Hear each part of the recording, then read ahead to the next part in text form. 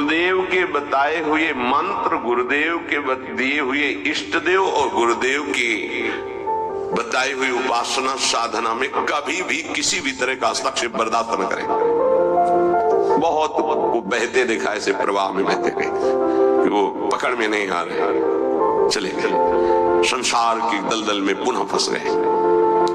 कभी भी ऐसे तार्किक पुरुषों का संग न करें जो आपकी उपासना का खंडन कर रहे हो।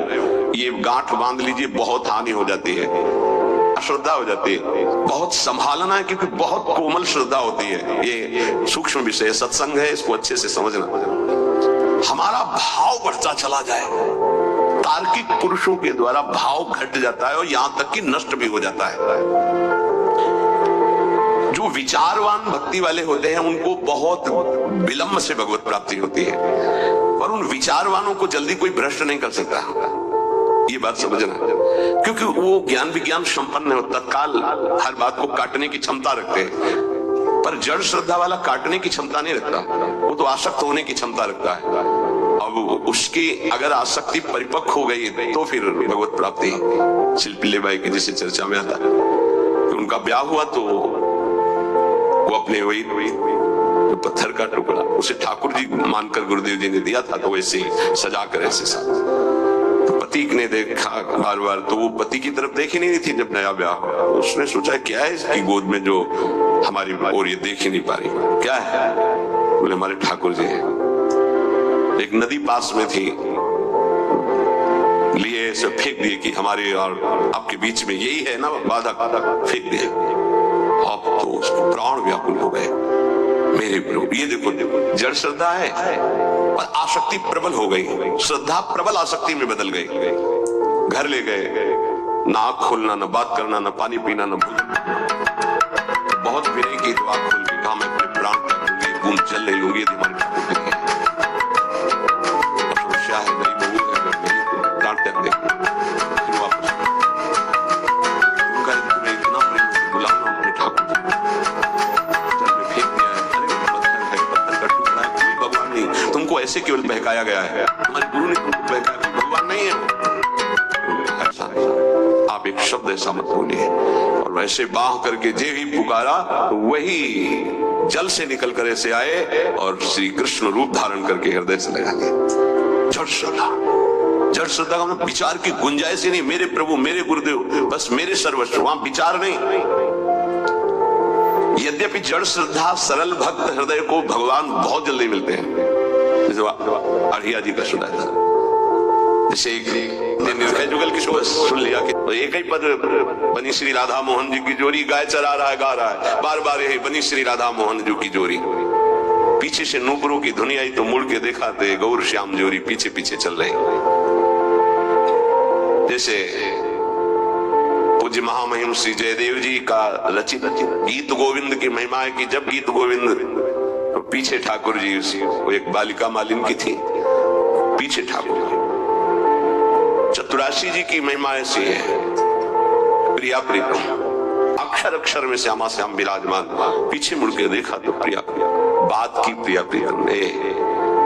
मदन टेप पे लता भवन में हरिवंश चंद्र जो मेरी सेवा में रहते, उनको बोल दो जाकर भूख लगी है, कड़ी ये बनाकर भोग लावे। वो आकर महाप्रभु से बोले कि जुगल जोरी सरकार ने ऐसा ऐसा, तुम्हें कैसे? बोले पद गा रहा था बनी श्री राधा मोहन जो की जोरी, इंद्र नीलमणि श्याम मनोहर, सात कुंभ तन गोरी। पीछे देखा नूपुरों की झनकार तो प्रिया प्रीतम। महाप्रभु कैसे हमारी करुणामयी जोरी की एक चरवाहे को जो मुनि मन ध्यान धरत नहीं पावत। बहुत सरल भक्त को बहुत जल्दी भगवत प्राप्ति हो जाती है, बहुत जल्दी हो जाती है। बस उसका कुसंग ना होने पावे जब तक प्रबल आसक्ति ना हो जाए। सरल भक्त को इन विचारवान तार्किक जनों का संग नहीं करना चाहिए, इससे उनकी श्रद्धा में शिथिलता आ जाएगी, अनुभव शून्य हृदय होने लगेगा, कृपा जो हुई है उसका भी अनुभव नहीं होगा। बहुत बचो संग से। इसीलिए कहते हैं कि अपनी दिनचर्या करो, कमरे में घुस के बैठ जाओ, नाम जप करो, पढ़े रहो, मिलो मत किसी से। ये जो कह रहे हैं इसका मतलब समझो, बाहरी हवा लगेगी, आंतरिक निष्ठा में फर्क पड़ जाएगा। विचारवान अगर साधक है, श्रद्धावान है, तो उस पर कोई फर्क नहीं पड़ता। जैसे विचारवान साधकों से बहुत तर्क किया जाता है, ये शास्त्र वो शास्त्र वो शास्त्र की बातें दौड़ा दौड़ा के उनको वहीं खड़ा कर दिया जाता है। आखिरकार रस का स्वरूप क्या है वो अपने आप। पर ये सब बुद्धि की दौड़ भाग है। विश्राम मिलेगा सरल भाव से। संत सरल चित जगत हित जान स्वभाव सने। भागते भागते जब थक जाता है तब भगवान की शरण में आता है। आना तो पड़ेगा ही। हरि शरणम सनकादि बोलते हैं तो औरों की बात क्या। विरोधी संग पतन। उपासक सावधान, ये प्रेम का मार्ग है। विरोधी संग से बहुत बचना चाहिए। जैसा संग होता है वैसा रंग चढ़ने लगता है। भक्त को भगवान के स्वरूप का ज्ञान, भगवान का दर्शन, भगवान के साथ खेल खेलने का सौभाग्य, तीन बातें जो प्राप्त होती है ये ज्ञानी को नहीं प्राप्त होती है। भगवान की प्रेम स्वरूप, भगवान का दर्शन, संभाषण और भगवान के साथ खेलना, ये नहीं। ये बड़ी दुर्लभ बात भक्ति से प्राप्त होती, इसलिए सर्वोपरि भक्ति। जो भगवत परायण भक्त है उसमें शरीर और संसार की आसक्ति नहीं रहती है। देख लो, शरीर और संसार की आसक्ति नहीं रहती है। इस भगवत परायणता के लिए हठ पूर्वक बहुत नाम जपा जाए तब ये जागृत होती है भगवत परायणता। हठ पूर्वक शब्द आया है। हठ पूर्वक हमको नाम जप करना बहुत कठिन है। नाम जप करना, बातें बना लेना अलग बात है। नाम जप करना बहुत कठिन है। अगर नाम जप हठ पूर्वक करोगे तो संसार शरीर की आसक्ति नष्ट हो जाएगी, भगवत परायण हो जाओगे, भगवान के तत्व का ज्ञान हो जाएगा, भगवान से प्रेम हो जाएगा, भगवान का साक्षात्कार हो जाएगा, भगवान से वार्ता होगी, भगवान के साथ खेलोगे। जब भगवत परायणता जागृत होती है तो कुत्ता गधा चांडाल जहां दृष्टि जाती है वहां श्री कृष्ण दिखाई देते हैं।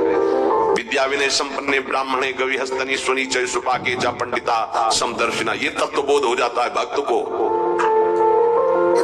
क्योंकि उसकी दृष्टि भगवत स्वरूप हो गई तो पूरी सृष्टि भगवत स्वरूप हो गई। किसकी? जो हठ पूर्वक नाम जप करता है। हठ पूर्वक मतलब स्वाद नहीं मिल रहा, कोई रुचि नहीं, पर गुरुदेव ने कहा इसलिए मुझे जप करना ही है। जब बिना किसी प्रयास के भगवत स्मरण चलने लगे, बिना कोई अटकल लगाए कि अरे सब में भगवान है और भगवान दिखने लगे, तो समझ लेना चाहिए कि अब हमारा कार्य पूरा हो गया है।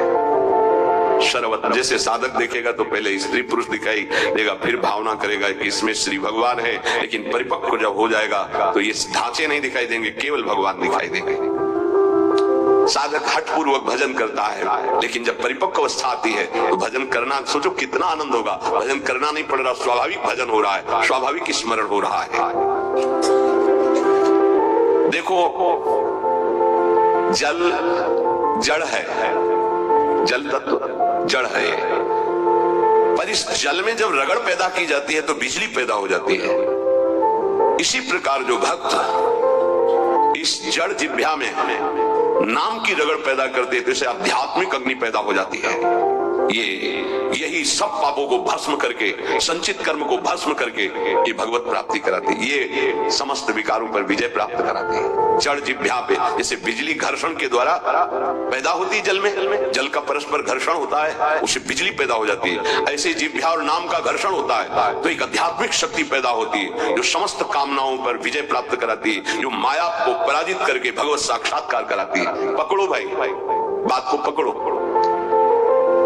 हमारा मन जो चाहता है वो करवा लेता, हमें सामर्थ्य नहीं, वो सामर्थ्य नहीं। देखो ना बिजली कहाँ पैदा हुई, कहाँ तक प्रकाश कर रही है। ये बिजली पैदा होने का स्थान थोड़ी है, बिजली तो कहीं और पैदा हुई, लेकिन एक संबंध के कारण वो यहाँ भी प्रकाशित हो रही। क्रम से संबंध है तो यहाँ प्रकाशित हो रही। ऐसे ही रोम रोम रग रग में अध्यात्म शक्ति का प्रकाश, तो जगत में जो भी उसके सानिध्य में आएगा वो अध्यात्म शक्ति संपन्न हो जाएगा। ये बिजली पैदा करो, बिजली तुम्हारे अंदर वो सामर्थ्य है कि तुम ये आध्यात्मिक शक्ति प्रकाशित कर सकते हो। क्या करो? बोले इस जड़ जिह्वा में नाम को रगड़ो, इसी से बिजली पैदा हो जाएगी। बहुत संघर्ष करता है तब भाव का प्रादुर्भाव हो जाता है। भक्त की दृष्टि में कोई भी दुख ऐसा नहीं जो सह करके अपने आराध्य देव को न प्राप्त करे। आराध्य देव की प्राप्ति के लिए संघर्ष सहना अत्यंत आवश्यक है। कष्ट सहना, जो अंदर जलन हो रही, जो विकारों की जलन हो रही, सहो भाई, इनकी पूर्ति से कुछ नहीं होगा। इनको से एक बार लड़ जाओ, एक बार निकल जाओ तो जन्म जन्म की लड़ाई जीत जाओगे। जिसकी शुद्ध